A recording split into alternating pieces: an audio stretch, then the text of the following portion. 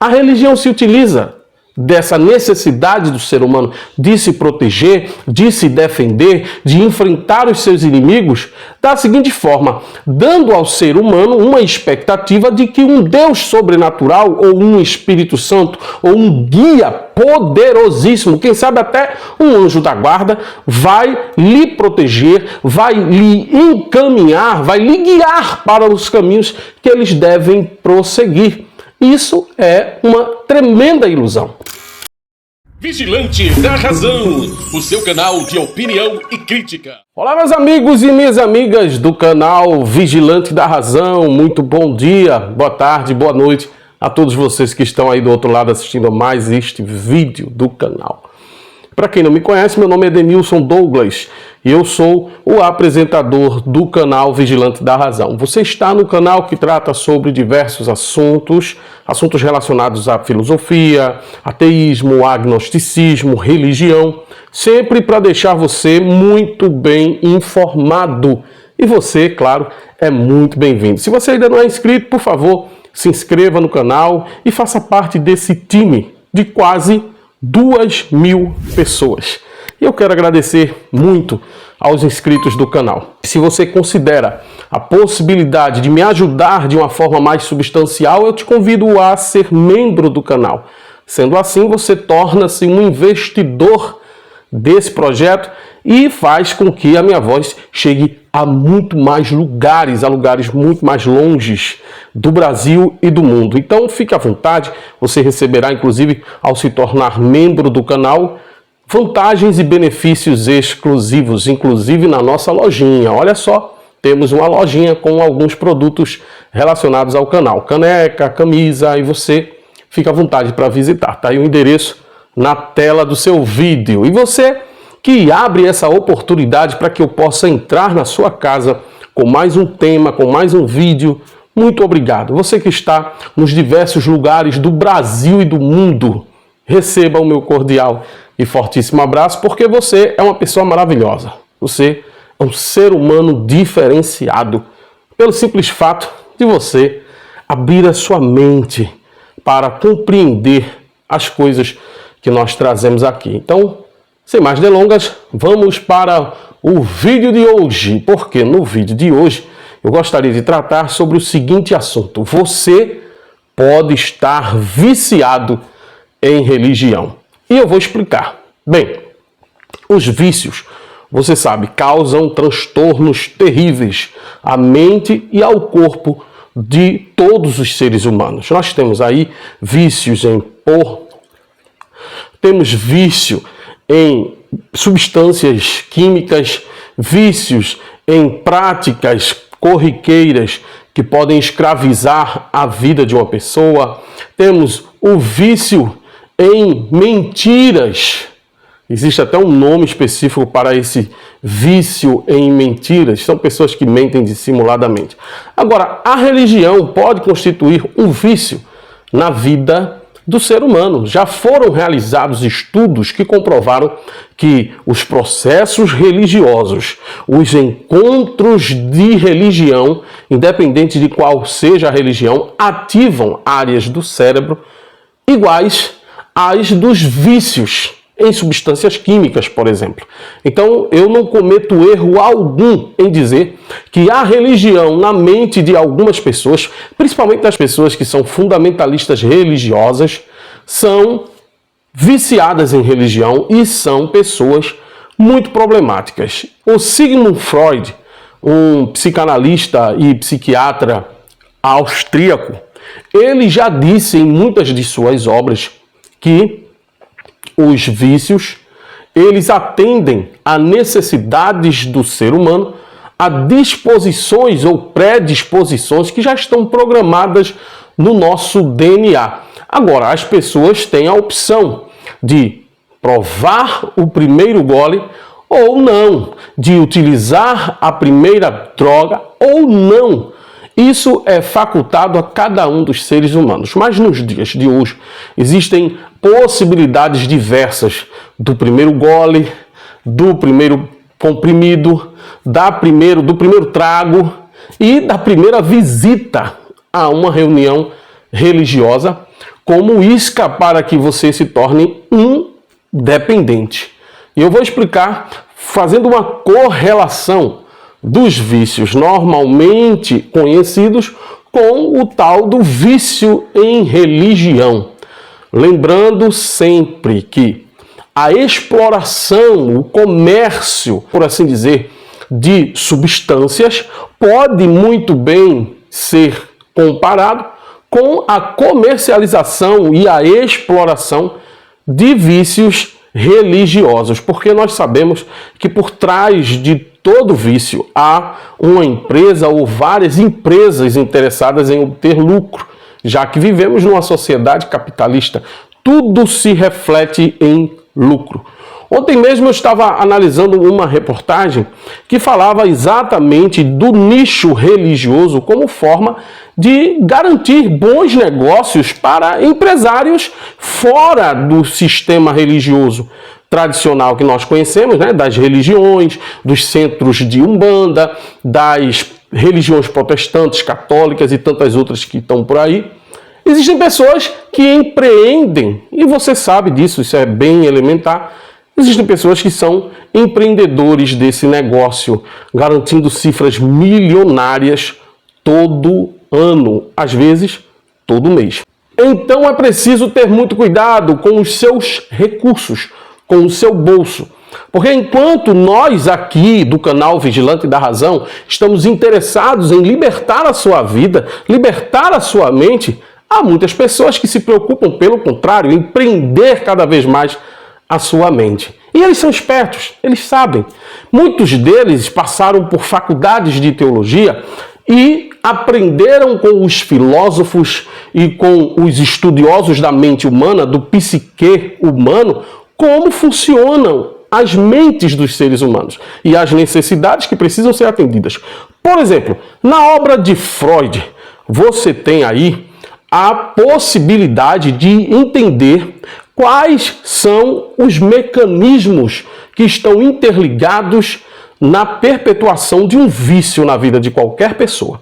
Veja só, todo ser humano possui o princípio do prazer, ou seja, cada um de nós buscamos atividades cada vez mais prazerosas para o nosso dia a dia. O funcionamento do nosso cérebro, propriamente dito, já proporciona que haja uma verdadeira invasão de hormônios do prazer e da recompensa, como a dopamina. Então, esses hormônios necessitam ser ativados para que o nosso cérebro entenda que nós estamos em uma situação de bem-estar.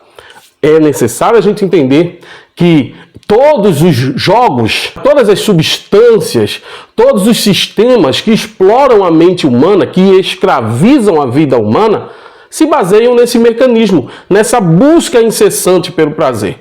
A religião também. E eu vou explicar. Quando você entra numa religião onde existe o clamor para que você se associe e você entre na igreja, todo o ambiente é arquitetado, é planejado, é montado para que você se sinta muito bem à vontade, para que você ouça louvores que vão massagear o seu ego, que vão fazer com que você entre até mesmo em êxtase mental, supostamente disfarçado, é claro, de um êxtase espiritual. Então há o que eu já falei aqui no canal, o processo de catarse. Então, fora isso, você se sente bem porque o ambiente é propício, o louvor é propício, a iluminação é propícia. Tudo favorece a uma sensação de bem-estar, até mesmo as liturgias. Os pastores mais inteligentes do mundo, eles vão se utilizar sim dessa busca do ser humano por prazer. E muitas vezes um prazer imediato. São louvores, pregações que favorecem as expectativas do ser humano, dando uma descarga enorme de prazer diretamente na sua veia. E outra coisa, todo ser humano, ele possui um mecanismo inconsciente. Através desse mecanismo de inconsciência ou de subconsciência, o ser humano, ele deposita no seu cérebro, na sua psique, expectativas, traumas e ansiedades pela sua própria vida. Então essas sensações, essas emoções são manipuladas no sistema religioso, causando ali uma chamada para a ação, um mecanismo de interesse do ser humano por aquele vício, seja ele qual for. E o sistema religioso funciona também atraindo as pessoas através dos seus inconscientes. Quando um pastor, por exemplo, está numa igreja pregando a palavra, que ele diz que é a palavra de Deus, e toca em assuntos sensíveis a qualquer ser humano. Imagina uma pessoa que foi vítima de abusos na infância. Aquela situação talvez ele não tenha externado para nenhum profissional de saúde mental e muito menos para seus familiares. Quando o pastor fala, toca nesse assunto dos traumas da alma, das feridas da alma, a pessoa vai se sentir atraída. Da mesma forma, as pessoas que se sentem atraídas por uma substância por razões que nem ela mesma sabe. São situações que estão no seu subconsciente, sensações que talvez ela sempre teve curiosidade em experimentar e durante toda a sua vida nunca teve essa oportunidade. Então agora ela tem uma possibilidade de experimentar de forma artificial, às vezes forçada e assumindo riscos para a vida toda, a curto, médio e longo prazo, comprometendo inclusive o seu sustento, a sua família, o seu bem-estar físico, mental e social. Mas através de sensações que estão ocultas no subconsciente ou no inconsciente de cada um, essas pessoas são atraídas e acabam favorecendo o mecanismo de vício em determinadas substâncias e determinadas situações. Isso é muito utilizado nas religiões. Agora, com relação aos mecanismos de defesa, todo ser humano procura se defender de alguma forma contra os inimigos visíveis e invisíveis que ele precisa enfrentar durante todo o seu dia. Os vícios agem de uma forma compensatória, dando uma força provisória, uma força temporária, para que as pessoas possam enfrentar os seus fantasmas, entre aspas, os seus inimigos visíveis e invisíveis.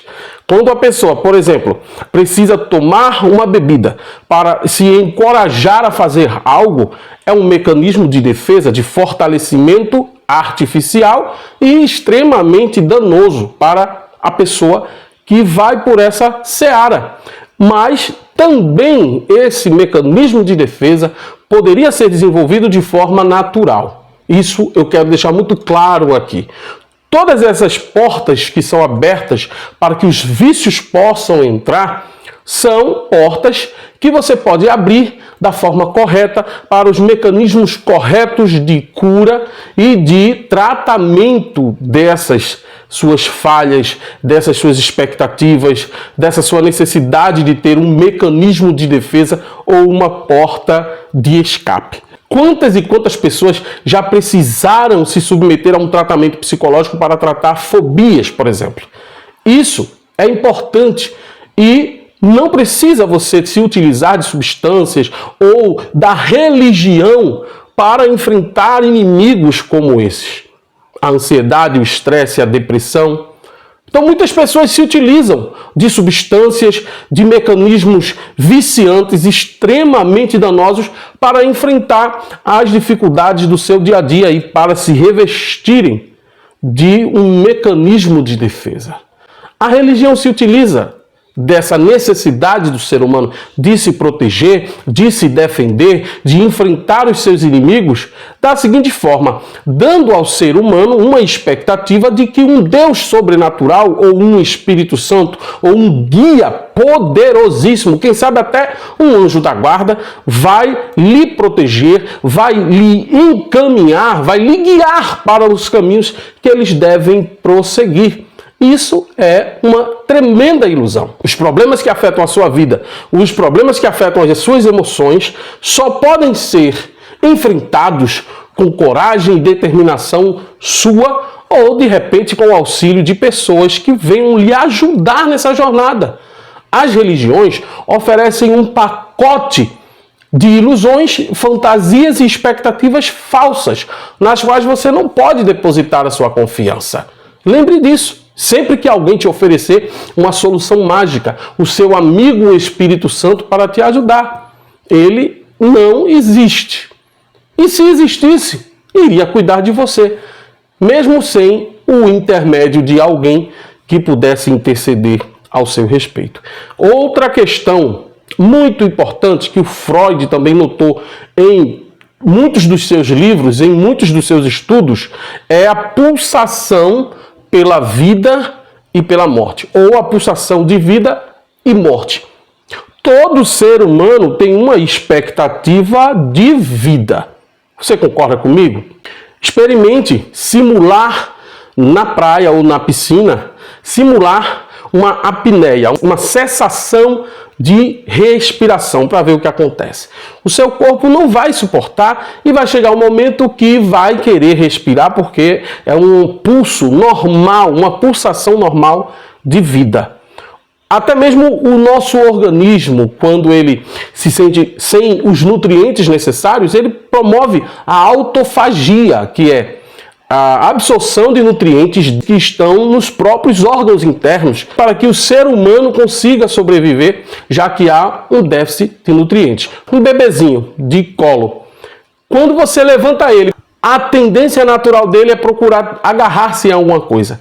A mesma coisa quando alguém está se afogando e alguém chega para socorrê-lo.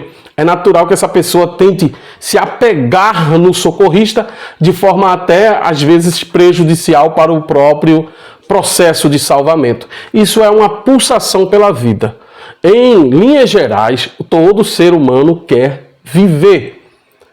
E todo ser humano tem ou um medo ou uma curiosidade sobre o que acontece após a morte.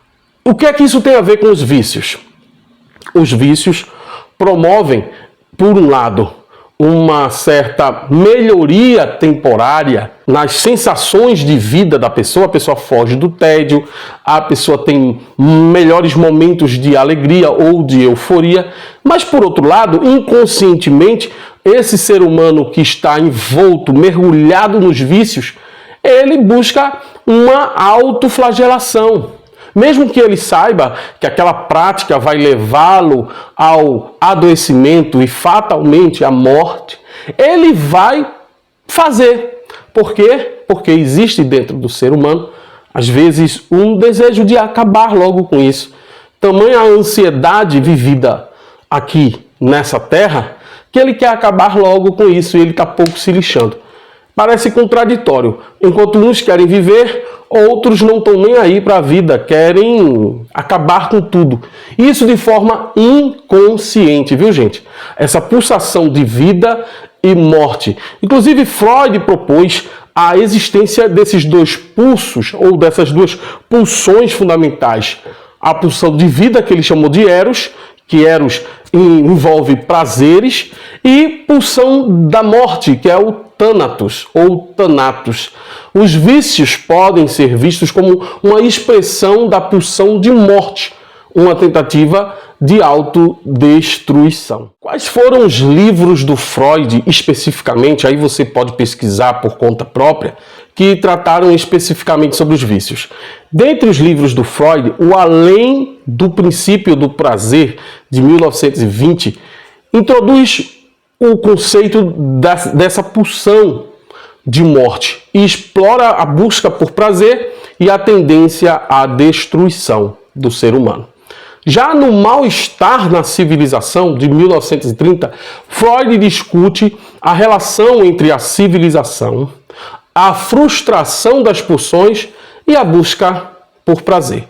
3 ensaios sobre a teoria da sexualidade, de 1990, embora não se concentre especificamente nos vícios, é fundamental para entender a sexualidade e como ela se relaciona com outras manifestações do comportamento humano.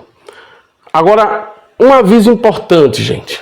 Tudo isso que eu falei até agora se refere a explicações freudianas do início do século passado.